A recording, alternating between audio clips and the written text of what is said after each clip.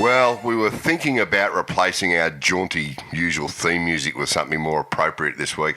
Something like the Death March or a bit of REO Speedwagon or something like that. Because it's been a tough old weekend, you'd have to say. But we have dragged ourselves off a pile of stinking empty Corona bottles and come in here to do the latest episode of the Titus and Sergio Variety Hour. I'm Sergio Paradise and I'm joined as always by Brownlow Smoky Titus O'Reilly. It's this is more a therapy session in some ways. It is. And it was a weekend where everything went wrong. Collingwood won. Yeah. Then, Melbourne didn't play. Melbourne didn't even turn up. I'm used to Melbourne not playing on preliminary final weekend. Yeah. But this week this year we thought they might have. It was. And then yesterday Casey couldn't even get up after being 5 goals in front of Hawthorn. Yeah, it was just. It's how a shocker. are you feeling? Bit hungover, bit dodgy, But the one thing I will say about Melbourne's performance on Saturday is the game was over so early. You didn't have that hideous tension or of it being the 28-minute mark of the last quarter and not knowing who's going to win. Yeah. I mean, 3 minutes into the second quarter, it was like, oh, this game's over. But you tell me this, you've had open heart surgery. I have. What was more painful? Watching Melbourne, probably, because at least... I like how you thought about that seriously. Yeah, no, I was weighing up... You were saying it was literally more painful than open heart surgery. Well, after open heart surgery, they pumped me full of OxyContin.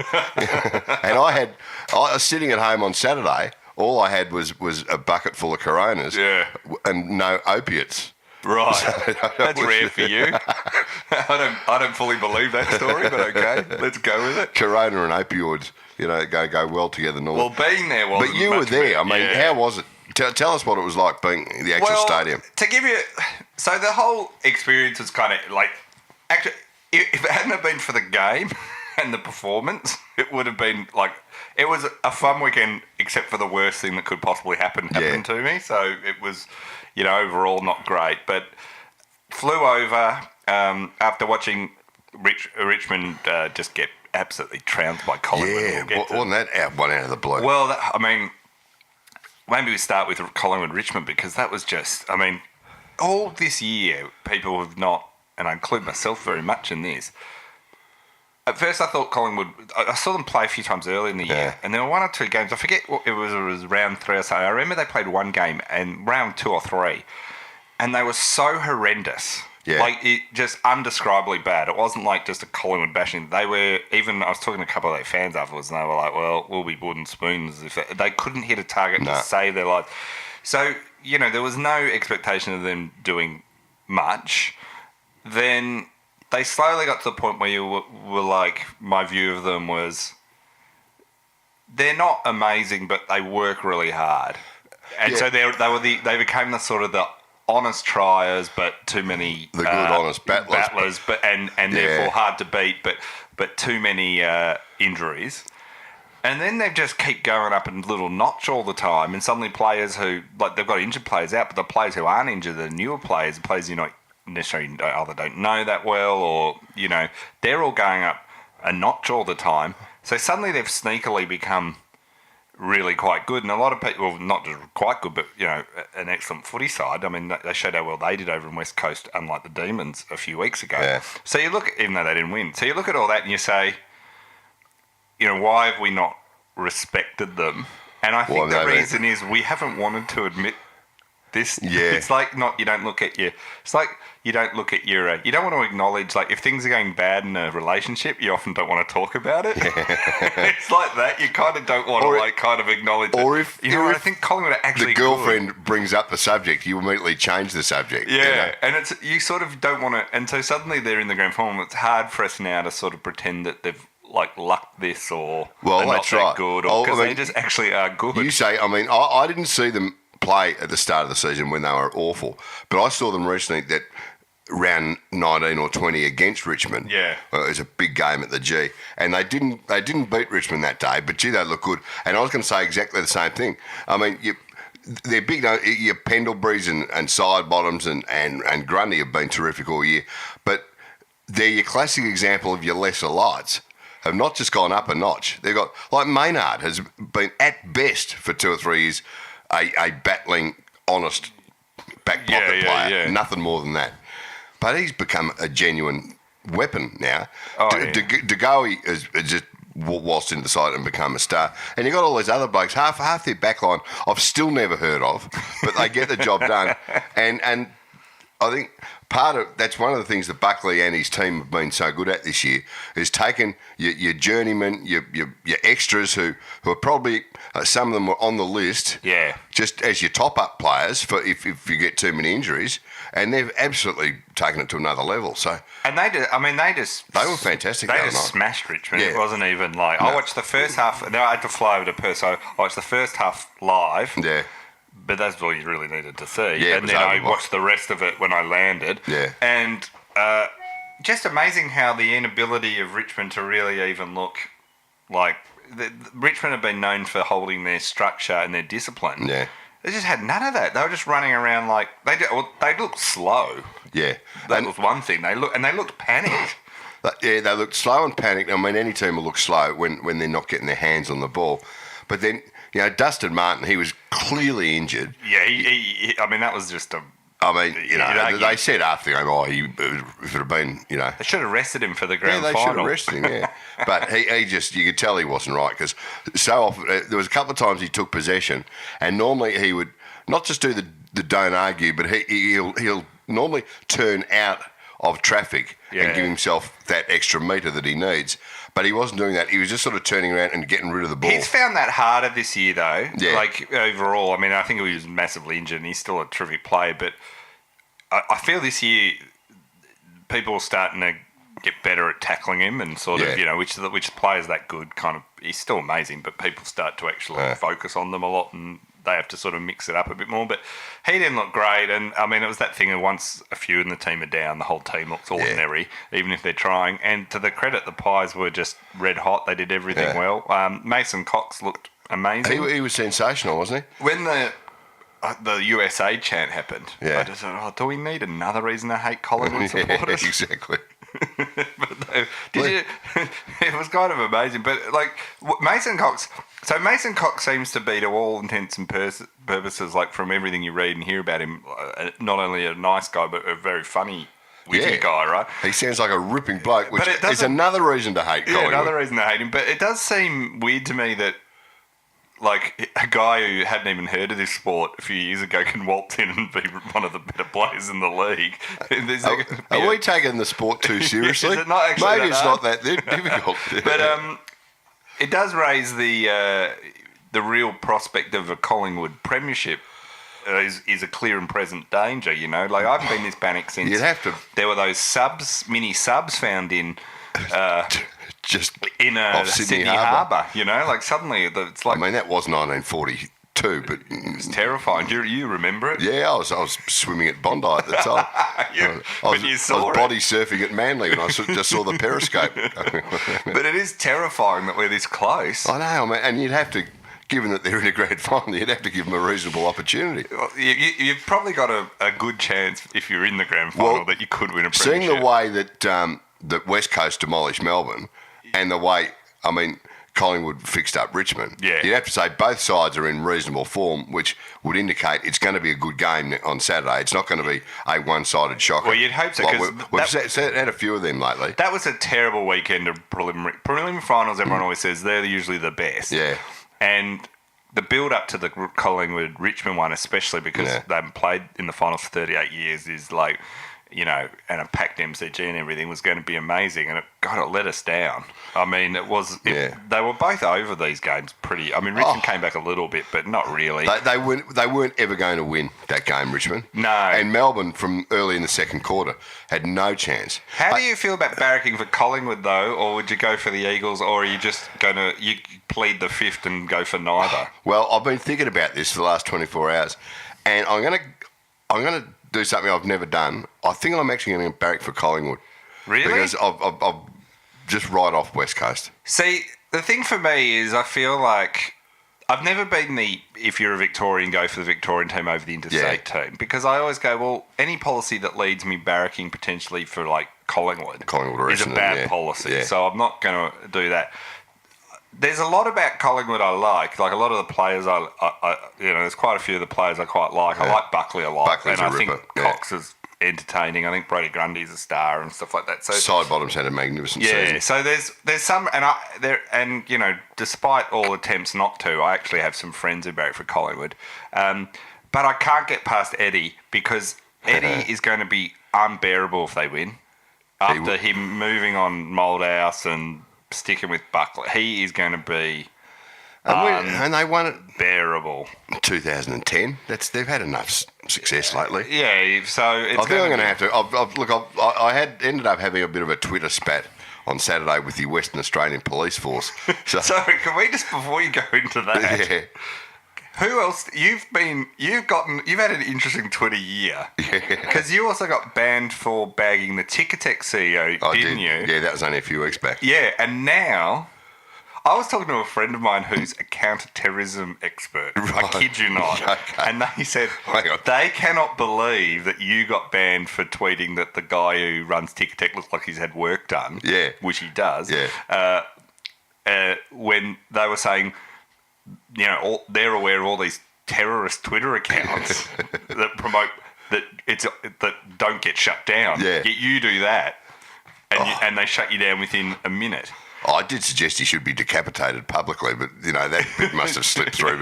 But then you get in a fight with West Australian Police. Well, sort of. I mean, it was a joke on their behalf and on mine, and then it escalated as these things do. So what did they say? Well, they put out a humorous tweet, like as a missing persons notice, saying missing in Cottesloe, Melbourne Football Club, last seen at the stadium, blah, blah, blah. So that was the missing persons report, to which I replied, well, if the Melbourne players are with the Claremont serial killer, they're in no danger of being found by you blokes. Just harking back to that. And I ended up getting, a few people say that was as good a sledge as we've seen for a while. Yeah, that's a good they can't dish it out and not cop it back. But then that's I had a cop from Perth tweeted me saying, we caught that bloke. He's been on remand for the last 3 months. Right. To which I had to point out it only took you 17 years to find him, And so just for that reason, while it was a joke on their behalf and on mine, I think I'll still steer clear of Perth for a little while. Yeah, well, another state that you're not welcome in now. Yeah. You're building them up. Sort of anything west of Geelong. I'm non-persona grata at the minute. Andy writes in an important point. In the event of a Collingwood premiership, how would I explain that to my 3-year-old child? Do I buffer her from reality, or should I try to help her understand that sometimes the world can be a terrible place in which horrible things can happen?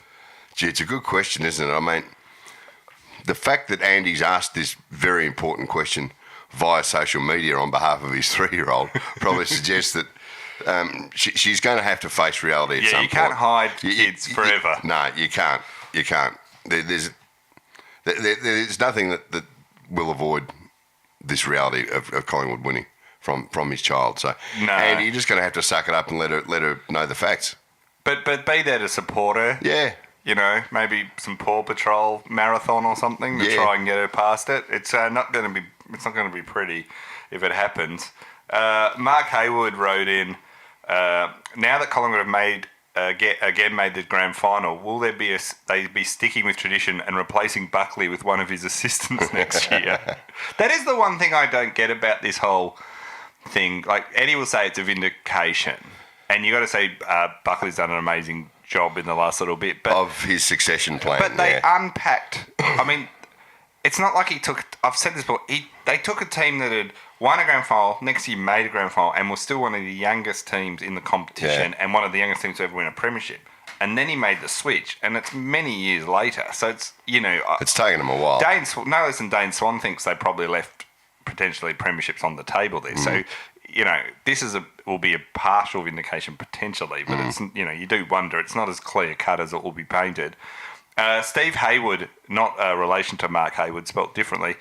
Having seen Richmond defeated by a rugby player at the Gold Coast and now an American basketball player, are there any other fringe sports that the Tigers should have on their radar? or fringe sports as far as recruiting Yeah. players from there Quidditch has or gotta watching be out right for up them. there. Quidditch be up there? If suddenly Carlton draft a Quidditch player, which actually a Quidditch player could probably easily slot into their starting 22 at the moment At Carlton? It would be a walk-up start. So What other that is true fringe because they sports? lost to Carmichael Hunt, famously kicked that goal, yeah. and it is weird when these players. Some players manage to walk in and play well, but you see others like Folau and you just can't do it. Terrible. And there's been plenty of footballs with the famous basketball background. That seems to be the sport that crosses over the best. It does. Does. I mean, for every AFL player who likes striking a golf ball too, but I can't see the skills of golf translating much to the to the footy field. So anyway, so well done to the Pies fans. You'll be absolutely thrilled. It's going to be It's going to be a big old week in to town. Get tickets. Yeah, also sold out already. It made it a lot easier, I guess. There's at least a chance with the Eagles being in rather than Melbourne. If it had been a Melbourne Collingwood thing, forget it. It would have been almost impossible. So, but it will be very hard. Well, one of the best ways if you do want to get grand final tickets, give the AFL about $1.5 billion. You'll get a couple. Buy their TV rights. You'll get a lot. Yeah. Become a sponsor. Money is no object. They are quite happy. Well, this is the actual scalpers version of the Ride Hour this week. So. Getting to West Coast, Melbourne. Do you want to skip over this bit? Oh, look, I've seen it. I don't need to relive it. So I went over there and hey, tell me about being over there. People talk about the atmosphere. What is the atmosphere as good in that stadium as they say? Well, yeah, it is. I mean, I got there and I flew in the Friday night. I didn't do anything Friday night because I had a bunch of stuff to do in the morning. So I got up and I went to the stadium at like 10 o'clock. Right. And already there were people there. It's a magnificent stadium, but even outside there's a big pub nearby that you can go into. Okay. It's huge. It's a massive pub. And even like at 10 o'clock people were full filing in, and I had to do a few media things and stuff, and the atmosphere was kind of nice. Like I mean, I don't know how every Melbourne supporter fan, but all the Eagles supporters were very friendly. Like they were very... After the game or before? Well, it was different. So before the game was really nice. Then you go in and the stadium's magnificent, right? It's good. And I had to do a couple of functions beforehand. And so then I got to my seat. And then when the Eagles run out and all that, the noise is insane. Yeah. Like absolutely insane. Like it's the loudest stadium I think I've ever been in. And I've been to quite a lot of different sports stadiums from like NHL, Stanley Cup. I went to Stanley Cup game and all that. And so it was really loud. And, they have all these... The lights, it was broad daylight, so the lights aren't as impactful, but it has all that sort of stuff. So it's an amazing feeling. It was absolutely... And the noise is like a wall hitting you, way louder than the MCG. Yeah. Way louder. Yeah, I've heard players say that. Yeah, way louder. Not even close. Yeah. Louder than Adelaide Oval. Adelaide Oval's very loud, but Adelaide Oval doesn't have the cauldron effect because it's got the scoreboard. But the Adelaide Oval and now Optus Stadium are the two best stadiums in Australia. Yeah. Like the MCG, the new bit of the Olympic stand, the members bit of the MCG are there, like a good thing, but the southern stand's just rubbish compared to, and the facilities and the rooms and everything are amazing at both of those stadiums. Got it right, I think. Adelaide's got more of the character. It really feels like it's a beautifully designed ground.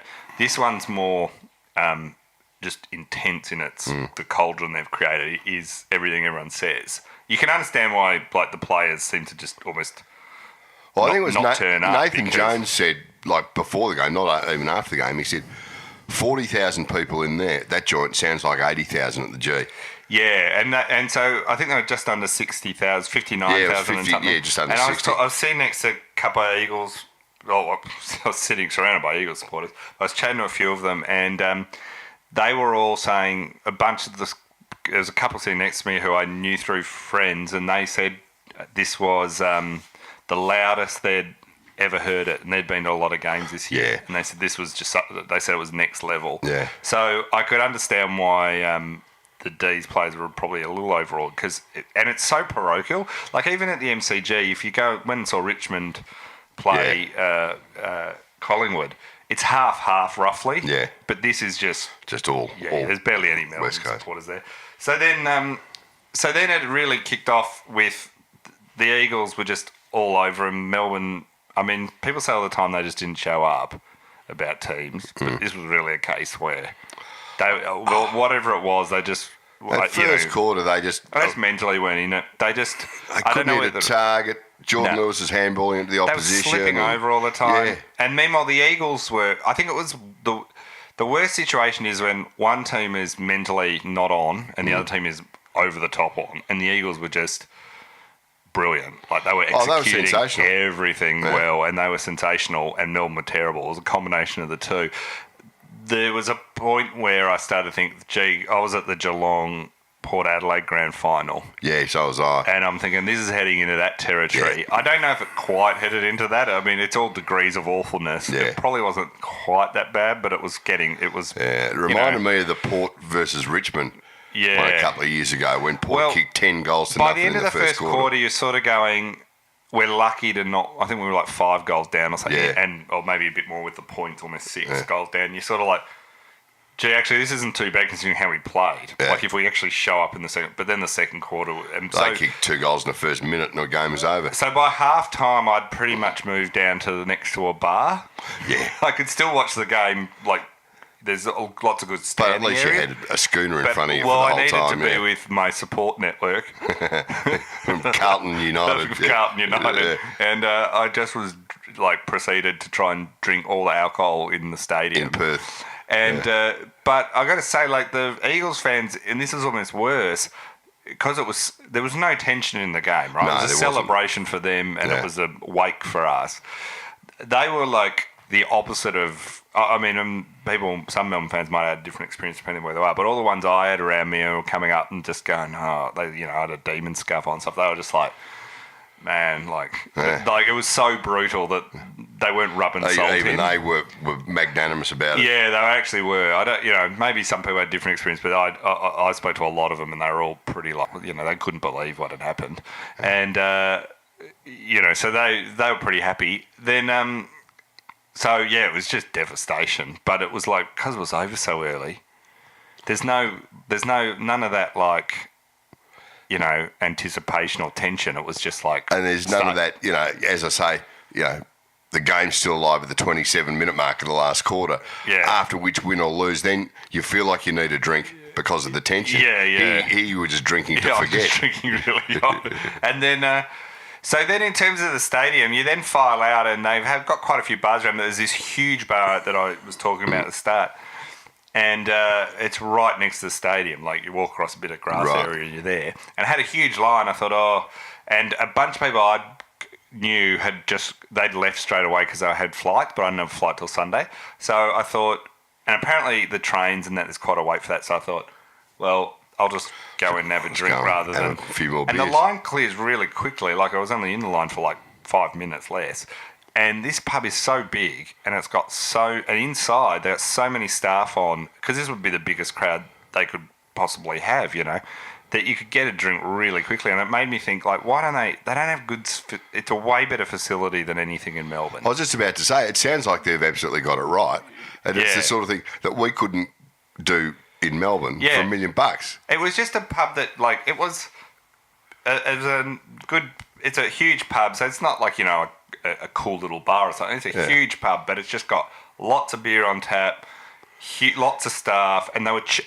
I was thinking, this is going to take me 5 hours to get in and 5 hours to get a beer. But, it was no way. You go up to the bar... Which is what would happen if there was a massive... bar or pub right outside Etihad Stadium. Yeah. It would be impossible to get into. They would have no staff on. Yeah. The beers would be too expensive and nobody would go there. Yeah. But it sounds like over in Perth they've got it down pat. Yeah, they do. And so that was really good. And the pub, I got to say, it was absolutely packed. Yeah, but I saw no trouble. No trouble. No. And I was hanging out with a big group of Melbourne supporters and stuff, and we were all commiserating. But all the time had Eagles supporters coming up to me and just having a chat, and they were fine. So it would have been really fun if it wasn't. Even if Melbourne had won? Would they have been as nice then? Oh, who knows? But you can only go on what you saw. I've been over the Eagles a lot. I mean, they get a bad reputation, Eagles fans, but I mean, I've always found them pretty good to me. Okay. But that said, there's idiots in every group. That's true. Actually, the biggest idiot I spoke to over there was a Melbourne supporter who wouldn't leave me alone. I'm like, mate, I'm already sad enough. Stop talking to me. Go away.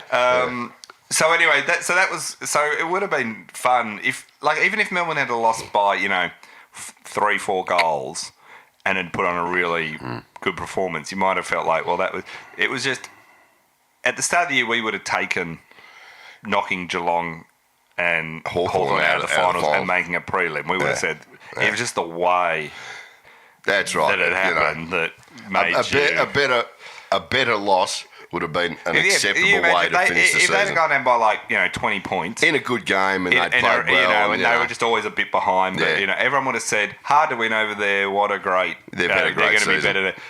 The only thing that gives me any hope for Melbourne supporters is we kept losing. We would always stuff things up against Geelong and against Hawthorn when they started to come back at us. We showed that we can learn things. So that's the only thing that gives me some hope for the future. But well done to the Eagles, because the Eagles were ridiculously good. You can't take anything away from them. I think it's going to be good, because I think Collingwood play the G as well as anyone now. You've seen against Richmond. I've said that earlier in the year. I always thought they were second best to Richmond, but they even were better than Richmond on Friday. I think the Eagles with Kennedy and Darling, the matchup problems they create. Yep. And there's some of the other small forwards and some of their midfield Liam stuff. Ryan, didn't he play a game in his life? So I think it's going to be two slightly contrasting styles and matchups. So it's going to be quite fascinating to see how it goes. Although Mason Cox causes enormous matchup problems for anyone these days. But I can't wait. So I think it's going to be a great grand final. Just a bit shattered. It worked out the way it did. Yeah. Got a lot of questions on the West Coast. We copped a fair bit on Twitter on Saturday night. Oh, that's right. You give it out, you got to take it. Tim Byrne said, especially you and you're attacking the police force. Tim Byrne wrote, "Were there times in yesterday's match when you would have given your kingdom for a loaded T-shirt gun?" Well, I think it's probably best that there wasn't one to I know what Tim's getting at there. Did you see that story in Colorado? Yeah, Danny and I talked about that on Thursday. Yeah, that was hilarious. How many times did you get sent that story? Oh, many times, yes. The mascot who shot himself in the nuts with a T-shirt gun. Hilarious. I love when he got carted off and gave the thumbs up. Brett Dwyer said, should the Demons get ahead of the curve and start the rebuild now? Yeah, that's a good... That would just be a what Melbourne we need, thing more to do. rebuilding. Yeah, another rebuild. It's funny the optimism and hope of supporters. Within I think it was the Sunday morning, someone tweeting, well, we're going to get Stephen May and that'll help us out. I'm like, give it a day to just let us. I saw somebody, once we get Lever back and Hogan and throw Stephen May into the mix, mate. Whiskey Mark said, on a scale of 2,000 grand final to the career of Jack Watts, where does yesterday rank? Jeez, a couple of low bars there, Whiskey Mark. Not as bad as the 2,000 grand final. No. Probably better than the career of Jack Watts. Poor old Jack. Yeah, at least he escaped yesterday. Yeah. He might have been the difference. Boone wrote, what will be the deciding factor in the grand final? Scott Pendlebury's basketball background or Jack Darling's martial arts experience?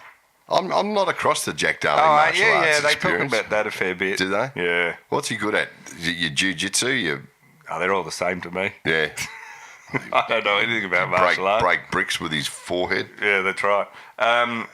El Tigre Del Ridge, probably not his real name. It's an exotic name. Was Melbourne's plan to make the umpires a non-factor in front of a hostile Perth crowd by being 10 goals down at halftime? Flawed logic. If that was their plan, El Tigre, you'd have to say the logic did have a few flaws in it. What I found interesting is that a few people were saying to me after, do you think if Bailey Fritsch played, do you think if... And I'm like, nothing would have mattered. No. That was one of those games where the team as a whole just was mentally not there. And you could have put 6 superstars from 6 other clubs in there and they wouldn't have beaten West Coast. The way they were playing, Sam Thrunk said, "Is the flight from Perth to Melbourne called the Red Eye because of all the sad Demon supporters?" Now, on this, I was talking I was flying at about 10:30 the next day, which meant that the copious amount of drinking that night to, help was all right. But a few people I knew were flying out at 1:45 in the morning on Saturday night. On Saturday night, oh, that is your Red Eye. And I just thought, how bad's that? You go over to Perth, watch that, and then have to get on that flight. Yeah. You'd be half cut and everyone on the plane. Yeah. Yeah. Anyway, you wouldn't get back to Melbourne till 3 a.m. or something. Oh, later. It'd be a bit later. Yeah. So I've done that red eye a few weeks ago. Back at 12, you landed about 6 because of the time difference. Right. Unadorned name Raven. Will the pain ever subside? The good news is it will subside. Yeah. It'll just become this dull ache that's almost worse. Yeah. The pain did subside by late-ish Saturday night. I don't know. It keeps coming up in me in waves. Did it? Oh, yeah. There's just moments where I'll just... By the time I was that drunk, I think I'm still in really shock. Care. Yeah. You haven't accepted it yet? I'm going through the stages of grief and denial. I think I'm in it. I think you need some counselling. There was a bit where... So ABC Melbourne Radio said, "Oh, will you come on and talk to us on Sunday morning?" Yeah. This was after the loss. And I was like... "Why do you hate me?" So I said, "Yeah, no worries." So I talked to them. And while I was talking to them, I found myself getting I'm trying to make a few gags, but I started finding myself a bit like, it was really bad. Yeah. It was really, yeah. I'm not, but how many "Are you okay" messages did you get? Oh, few. But the annoying thing was we were getting them before the game had even ended. Oh, we're getting them in the first quarter. Yeah. It was unbelievable. Dean wrote, "Did you fly first class to Perth and fetal class back to Melbourne?" It was a lot like that, Dean. It was a lot. That flight back was it was pretty flat. So anyway, there we go. That's the preliminary final. So well done to West Coast Collingwood there. I still love the grand final so much as a day. Oh, it's the best day that of the year. I'm still looking forward to it. Even Look, to the point, I'm even going to the parade on Friday. Yeah. Yeah. I think... Not for any real reason. Well, don't you think, the one thing I think Melbourne supporters are okay about at the moment is, we've lived through Mark Neeld, so this is actually not that bad. You look at Collingwood, though, and their fans have every right to be as obnoxious as they want to be because, they have come from nowhere. And the same with the Eagles. The Eagles were not respected by anyone, really. No. And they have done a magnificent job. So they're sort of two teams with chips on their shoulders, which I think will make it actually quite an entertaining it'll be good. Game. Okay, what's your tip? Let's get them out of the way now. Well, at the moment, I don't know. I don't have a great tip at the moment because I do keep oscillating. I think West Coast, but I think because it's at the G, Collingwood play the G better. I don't know. I'm a bit the same for that reason. I don't have a clear tip at the moment. I mean, it'll depend on how it comes up, not injured. I keep thinking Collingwood, then remembering how well West Coast played, and then you think, is Shuey going to come up? He looked pretty ordinary when he went off on Saturday. I know, and it's hard. You could overestimate how good West Coast were, given Melbourne was so bad, but they were brilliant. They are great, and they've won away. They've won at the G this year. I think they beat Collingwood at the G earlier in the year, didn't they? Yeah, I think they did. So, it's really hard to tip. Yeah. I'm probably leaning towards the Eagles at the moment, but the MCG factor. I'm waiting for Eddie to come out furious that West Coast, despite finishing ahead of Collingwood, get less rest and have to travel to play the grand final. Do you think that'll happen? I don't see him rushing out on this one. Can you imagine if the reverse was true? Yeah. Can you imagine? Do you think there'll be upset about the lack of a 7-day break? Of a lot of what happens in what people say in the Victorian media about stuff. Oh yeah. Because I remember, this is the one thing, and it's people forget. As much as people hate West Coast, if it wasn't for West Coast paying their licence fee back in the late 80s, a bunch of Victorian clubs would have gone under. Well, that's true. Brisbane, they raised $8 million, which was spread between the two clubs, which was a lot of money at the time because they didn't have the big TV deals, and it kept a lot of clubs afloat. So when people sometimes annoyed about it, if we hadn't gone to a national comp, it wouldn't be... Yeah, it certainly wouldn't be well, 18 teams, you probably wouldn't have been 12. Well, there would have been a bunch of clubs that would have gone under. Yeah. Like you'd say North, the Bulldogs, possibly even Melbourne, St Kilda. You know, a lot of them, the Swans. there would have been a lot more. So, Brownlow medals tonight. It is too. What are you? How excited? What are you wearing? Who am I dressed by? Yeah. Who are you wearing? Yeah. I'm dressed by Bonds. Have you ever gone to the Brownlow medal? Yeah, I've been there. I've been to a couple, and it's a fun kind of night. If you know, if you're like looking around and watching footballers get pissed, basically. See, I struggle to get through the actual show. The TV broadcast. The idea of going would, well, I'd have to be being paid. No, it's one of those ones where being there is better. Is a lot better than watching it on telly. Yeah. Because, well, apart from the fact that you've got people just constantly filling up your wine glass without being asked. I can do that at home, though. Yeah, I know you can. Staff will do that. Who do you like? Well, I suspect Tom Mitchell might get it purely because umpires get swayed by stats in the paper as much as anyone else. And when he's getting 50 touches a week, he's going to go close. See, I think Max Gawn will give it a shake. I can't stand the Brownlow as an award. Why? Because it's the umpires. I think they often it's a midfielders award. I think it's I have more time for the coaches and the players, so the one the players vote for than I do. I just think it's the people that win all the time. Like, I'm not saying there haven't been worthy winners, and occasionally there's someone who's a massive standout, but you have to basically be a midfielder. You can occasionally win it if you're a ruckman. And then that's about it. Oh, yeah, well, that is about. I mean, if you're a full forward, you have to kick you have to have a Tony Lockett type season. Yeah, he was the last full forward. That's right. So and he kicked 130 odd that year. So I look at it and just go, it just doesn't even come close to being. So who are you tipping? I think Mitchell will get it. Yeah, I do too.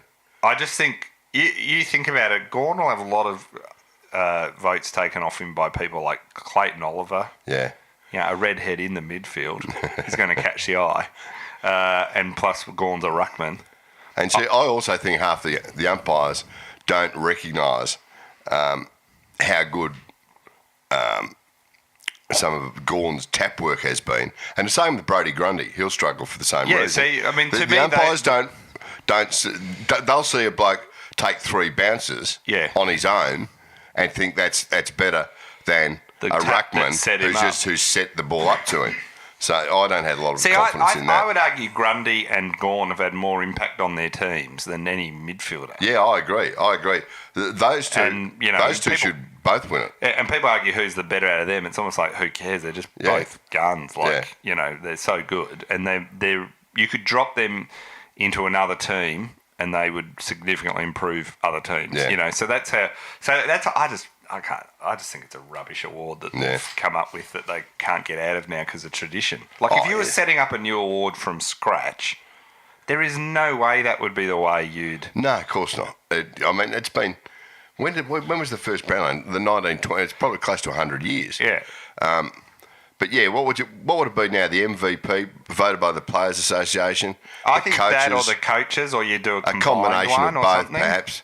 I just think... I just think, like, you look at it and you just go... And it's interesting because often the players' vote is often very different to the Brownlow. Yeah, that's true. I think Gawn won it this year, didn't he? Or he won the coaches' one. I can't remember. And Mitchell won one of them.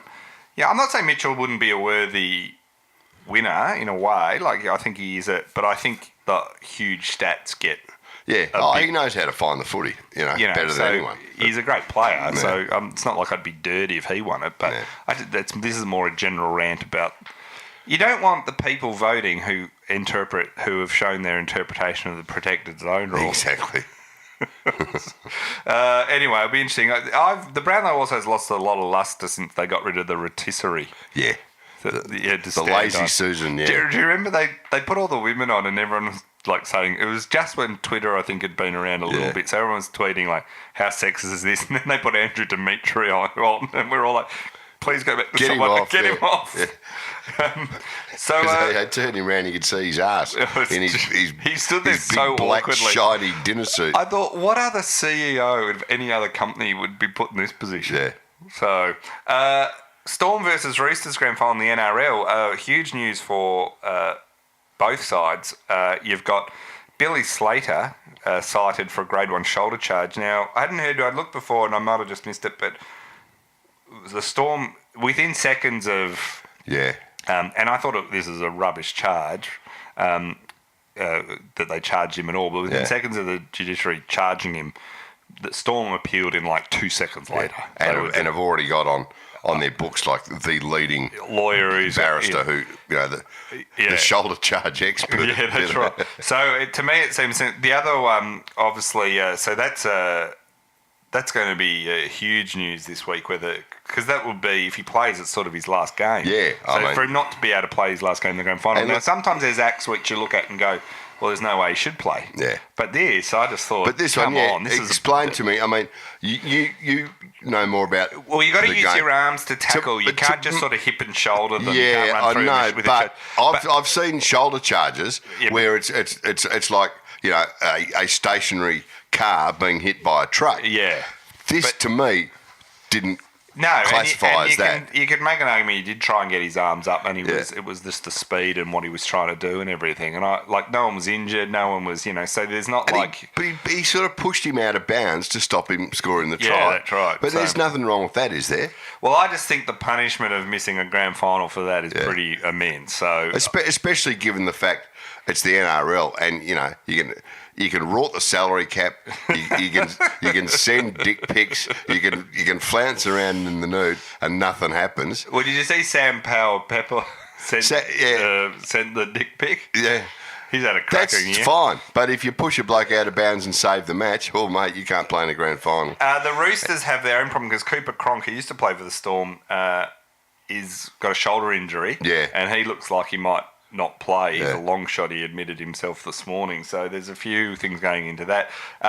It smacks of the NRL hating the Storm again. Oh, doesn't it just? They do. See, they set up the Storm, years ago to give themselves, a platform in Melbourne. Yeah. In it's done enemy well, and turf. it's done incredibly well. And they've well. done brilliantly well. And the Storm, to their credit, over the journey, have done a fantastic job in getting themselves a spot in the Melbourne sporting, spotlight. Landscape.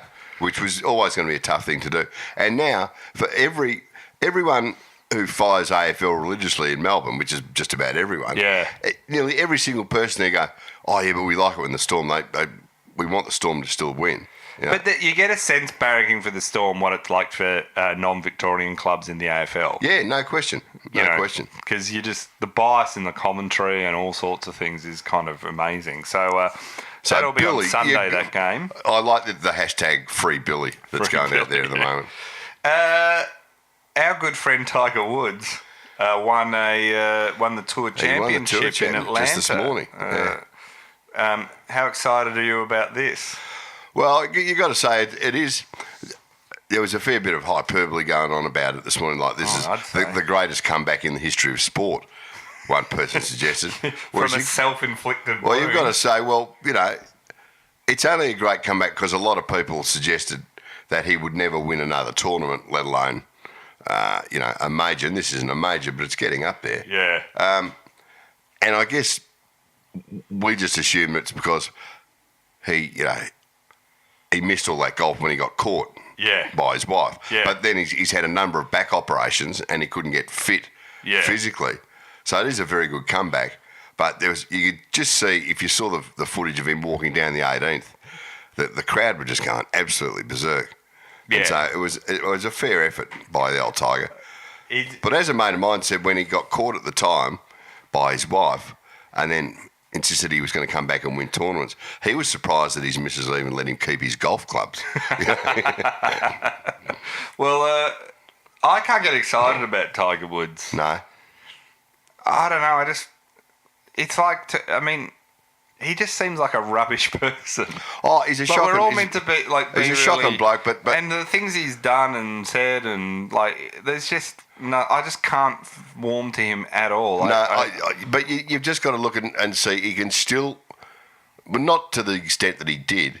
But he can still do things with a golf club and a golf ball that other blokes can't do. There's no doubt about that. Like, I'm not questioning his golfing ability, right. But it's just, I find it hard to sort of be super excited about it. Like, you can sort of acknowledge it, but do you know what I mean? Like, So if he'd been an AFL player, he'd be on a leading commentator by now. Yeah. David Warner and Steve Smith. Both returned to club cricket this week. Can you explain to me what were they actually banned from?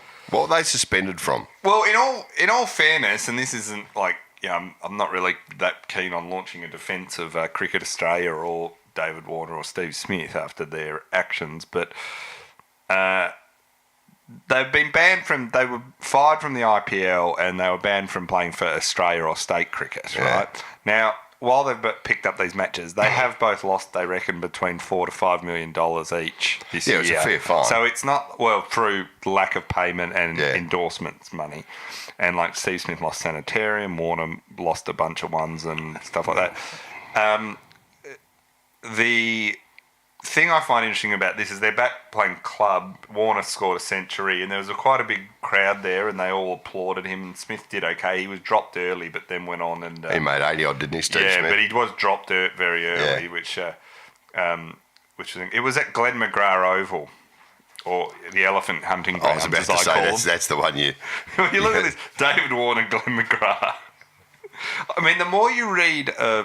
so in my next book, I've got a whole chapter on the cricket, like sandpaper and crisis, ball tampering crisis. And so I had to do a lot of research of this recently. And the more you research it, two things just stand out massively, which is going to really annoy me about Warner's return, the fact people were applauding. Warner was just horrible. Like, he just comes out of it looking really terrible. And then he proceeded to not cooperate initially with Cricket Australia's investigation. This is what they said, not even... And then he refused to answer any questions and still hasn't answered a whole host of questions about... Had he ever done this before? Where did the sandpaper come from? Why did he make Bancroft do it? Why did he ignore Steve Smith completely and stop, he never answered that. But so Cricket Australia never made him answer it. Well, on top of that, you got Cricket Australia. That's the next bit I was going to say is it comes out about how badly and with disdain for the fans and the Australian public, Cricket Australia have acted through all of this in not giving responses and calling the media and the public for having these questions, which is still not answered. David Peaver, the chairman, said, well, this is not a time for a witch hunt. Now, hang on. Asking sensible questions because you're a taxpayer-free, a tax-free organisation because you're a community organisation, which is basically answerable to us because we cover a lot, you don't get taxed, is bloody rubbish. So it gets me quite angry about them. And the idea of Warner returning and everyone being, isn't this sort of a story of a hero coming back and all this, or some of these are like... To me, it's one of the rare occasions where I just say, this guy does not deserve a second chance. I was about to say, he's a bit like Tiger Woods in that regard, in that he's just, no one doubts his ability. Yeah, but he's just a shocking bloke. But he was he always has been a shocking bloke. Yeah, and the fact that Cricket Australia, I mean, this is where it really was Cricket Australia dodging the bullet and like they had nothing to do with it. You got a young captain in Steve Smith. Now, I'm not trying to absolve Steve Smith. Steve Smith heard Warner and Bancroft talking about it and didn't stop him. Now, how he didn't, if we're to believe what their version of events, which there's question marks over all of that too, how he didn't then go to Lehman and go, these two blokes are planning that and they won't listen to me. He just said, I don't want a part of it, didn't want to, So I'm not trying to exonerate Smith, but if you're Cricket Australia, you appoint the youngest captain, I think almost in our history, if not in our history, inexperienced, and seems to me like a guy who's not particularly worldly. So you kind of go, why would you give him as a vice captain then, David Warner, the biggest hothead, and hardly a calming wise old head. Like, they could have given him someone in the team who was going to be a bit of a balance to him. And so when they had that first thing at the second test where it all blew up, and Warne had the fight in the... And once again, Cricket Australia should have suspended him for the next match and we wouldn't have had the ball tampering incident. Instead, Warner went in so angry, he decided, I'm going to cheat to win. That's how much angry he was. Instead of Steve Smith having a calming vice-captain there going, this is what we need to do, this is what... He had David Warner, who was, you know, so how Cricket Australia dodged the bullet on all of that and pretended that it had nothing to do with them just drives me crazy. Cricket Australia, I mean, with the appointment of those two, they've gone back to your junior under-12 mentality where you just select your two best players, your captain and vice-captain. Doesn't matter. You don't need leadership or anything. You just say, he's the best batsman, he's the captain. They appointed David Warner because they thought, he's better in the tent than out of the tent. Outside. And they got it completely wrong. And there's a bunch of people who have their fingerprints all over that have not been held accountable for that and are still not. So they'll waltz back into the test team this summer, won't they? Well, I can't... I mean, I think... Was it 12 months they got or 2 12 years? months and then 9 months for Bancroft. Right. So I can see both of them waltzing back in. Yeah. I mean... Bancroft will probably never get another test again. No, I think Bancroft got a chance. Yeah. I think the thing is, I think all of them have got a chance because at the end, if it's the choice between losing to England and not having those guys and losing to England or having them and having a chance at winning, I mean, already if you read all the statements that Langer has made, all the people in the hierarchy of Cricket Australia have said, they've all, like Langer said, you know, Davey Warne, he's a great kid, great bloke, and you're like, no, he's not. No, he's not. He's just not. He's a shocker. Let's not pretend. Like, at least say he's too good a batsman to leave out. Yeah. Yeah, you'd have more respect from him. But let's not pretend that he's a great guy. Yeah, just say, look, he has his faults and we're more aware of them than anyone else, but you cannot But we say, want to win because I get sacked if we don't win. That's what Langer should say. We're a better team when he's opening the batting. Whether you like him as a bloke or not, we need him out there. Yeah, you know? but I mean... They never come out and But the problem say that. here is this goes back to where years ago, going back years and years and years, Cricket Australia, you know, they've never cracked down on players behaving badly. No. They've always... So remember when Warne and Mark Waugh got caught with the John the Bookie incident? Yeah, John the taking Bookie, money from the Indian Gupta to give information. And the Cricket Australia found out, punished them, and covered it up. Yeah. And it stayed covered up for 3 years until it finally got uncovered. Yeah. And their punishment was so minor, it was a minor fine, which was only slightly more than what the money they got from the bookie. From the bookies, So it was like they had to hand the money back and some interest kind of was the punishment, right? That's just been a culture that has filtered down to the current day. Yeah. Mark Waugh went on to become an Australian selector. I mean, that's how ridiculous. The message is if the message has been always for the Australian cricketers is, and look at Warney, you will be all right. Don't worry. We'll fix it up later. You'll get a slap on the wrist. You'll get a commentary gig while you're suspended or whatever, as Warne did when he was suspended for the drug incident. The drug ban, and so then you fast forward to this. It's no wonder these guys behave like they do, and then they're all gonna let them back in again now, and then they're gonna wonder where it all goes wrong. Well, it's like sport in general. We babble on about the good bloke thing in the AFL. It's exactly the same. Yeah, it's exactly in some ways, the same. In cricket, it's worse. Yeah, you know. Yeah. Anyway, that's my rant about that. But gee, it is absolutely amazing that people were really welcoming them. It just seems to me, look, I know what they were suspended from, but it seems to me they've both played more cricket since they've been suspended than before they were suspended. I know, it is a different thing.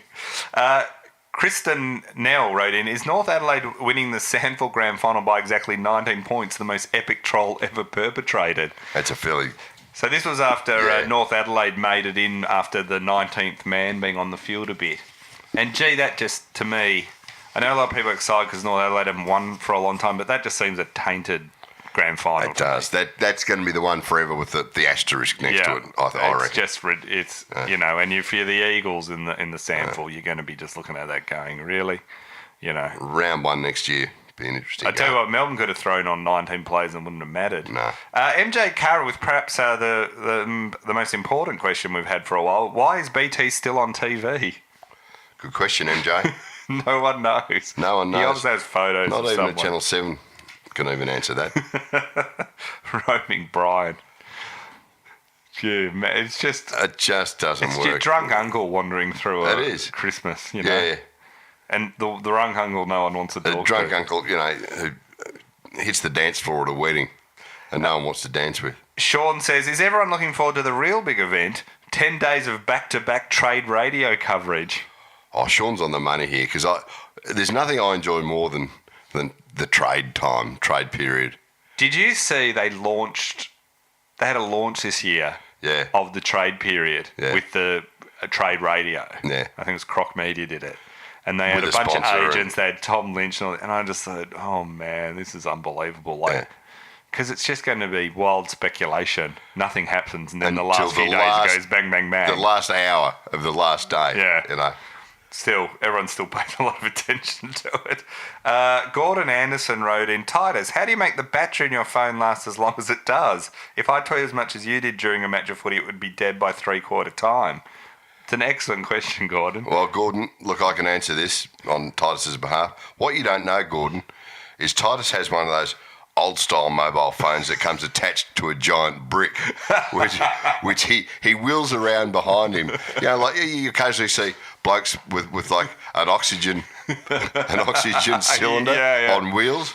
He's got a mobile phone charger of the same size. No, you're not far wrong because I actually do have a portable battery, and I've got one in several sizes. I've got several of them, and one I've got so big it could like charge your laptop. Oh, really? Yeah. So I always have one of them on me wherever I go because my phone just runs out in like 5 Remember, minutes. like the early mobile phones where you'd have 2 or 3 batteries and you'd always keep a charged one in your pocket. Yeah, I do remember that. You'd whip out the dead battery and whack in the new Motorola's one. Yeah, the old Motorola's. Yeah.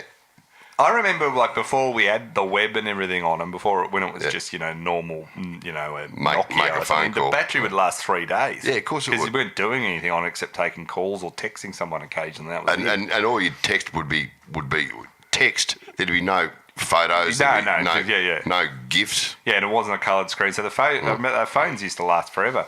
But I have to carry a battery with me, otherwise it just doesn't work. So I didn't say it was an exciting answer.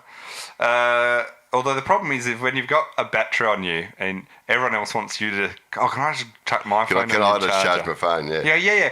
I carry this heavy battery around all the time so you can charge your phone.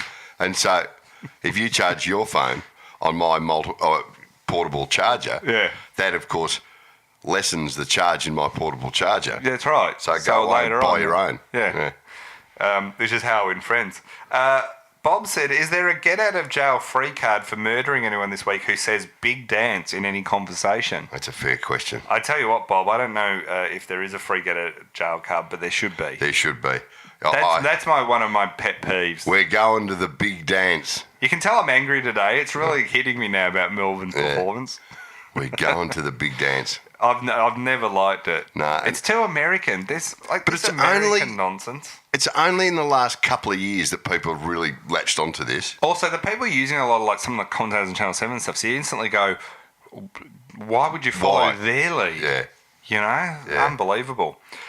So we should give out a T-shirt. Who do you like? I like Dean's Did You Fly First Class to Perth and Fetal Class back to Melbourne. That's pretty true. That's pretty good. Well done, Dean. So anyway, we get ready for grand final week. We got rid of the Brownlow tonight. Yeah. It's an exciting week. Hopefully I return to being happy at some point. Yeah. I'll give it a shot. Yeah. I'll look forward to seeing you at the parade on Friday. Very excited. Yeah. I'll be standing there somewhere. If you see Serge, go up and give him a hug. Tell him it's all going to be okay. Yeah, I'll be outside Young and Jackson's with a bucket of Coronas. They should just put you in the front window as sort of like a bit of an attraction. like that old ventriloquist tapping doll. Remember when they put Homer Simpson in the front of a restaurant, the all-you-can-eat restaurant? Yeah. Because he won some legal case because they wouldn't let him eat all the can eat, so they said, all right, we'll put you in the window and just you'll be an attraction. They could do that with you. Yeah. But there's a man that can drink bucket after bucket of Coronas. On that note, Serge and I are off to the pub to... Have a few more. See you later.